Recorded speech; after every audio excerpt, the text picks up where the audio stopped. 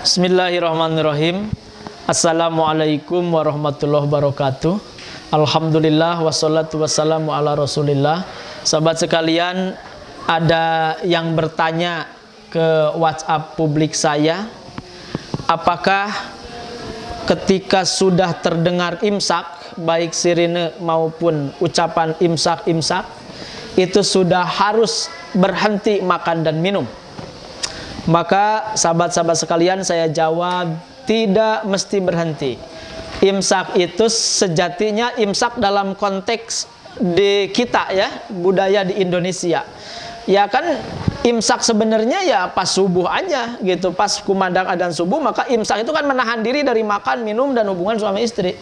Gitu. Nah, kalau imsak dalam konteks itu memang subuh, tapi kalau dalam konteks di Indonesia biasanya 10 menit sebelum subuh itu ada imsak. Hanya semacam warning saja, tidak lebih. Gitu. Jadi kalau kita lagi makan tiba-tiba imsak atau ada sirine, itu lanjutkan saja makan. Ya, lanjutkan saja makan, tapi ya tentu tidak boleh nyantai karena sudah ada warning itu, dipercepat saja. Kalau kita belum minum, minum saja, nggak apa-apa. Kalau kita belum nyikat gigi saja, gitu. Kalau kita lagi ngunyah kurma misalnya, dilanjutkan saja sampai habis. Tapi jangan nambah lagi ya, seperti itu. Jadi bukan awal saum imsak itu, hanya sebagai warning saja. Tapi hati-hati juga, jangan ada yang mengatakan karena imsak bukan awal saum, nyantai aja lah nanti ya sampai kumandang azan subuh. Nah itu hati-hati. Kenapa? Karena yang pertama, kalau kita merujuk ke Muhammadiyah itu memfatwakan bahwa waktu subuh itu sebenarnya 8 menit sebelum adzan yang sebenarnya, yang biasa terdengar. Jadi artinya 8 menit sebelum adzan yang biasa kita dengar di subuh, menurut ijtihad Muhammadiyah itu sudah masuk waktu subuh. Bahaya kan kalau ternyata ya fatwanya Muhammadiyah benar, kita bersiko.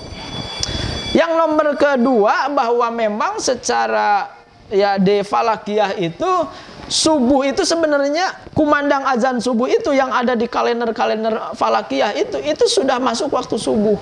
Karena ihtiyat supaya orang tidak mengerjakan sholat subuh langsung yang dimana yaitu belum masuk waktu subuh, akhirnya waktu subuhnya agak gitu diundurkan sedikit gitu. Nah itu hati-hati. Yang lebih moderat mah ya kalau tadi imsak 10 menit ke adzan, 5 menit ke adzan kita sudah harus selesai lah gitu. Lebih hati-hati lagi pas imsak, udah kita hanya cukup misalnya melanjutkan makan kalau melanjutkan makan dan minum kalau lagi makan dan minum. Tapi kalau sudah makan dan minum jangan ada lagi aktivitas makan dan minum. Itu lebih ihtiyat gitu. Ya moderatnya 5 menit menjelang subuh kita sudah harus berhenti aktivitas makan dan minum.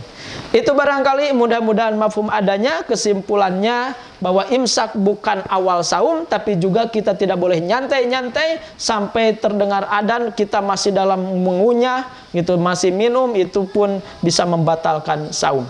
Terima kasih. Wallahu a'lam bishawab. Assalamualaikum warahmatullahi wabarakatuh.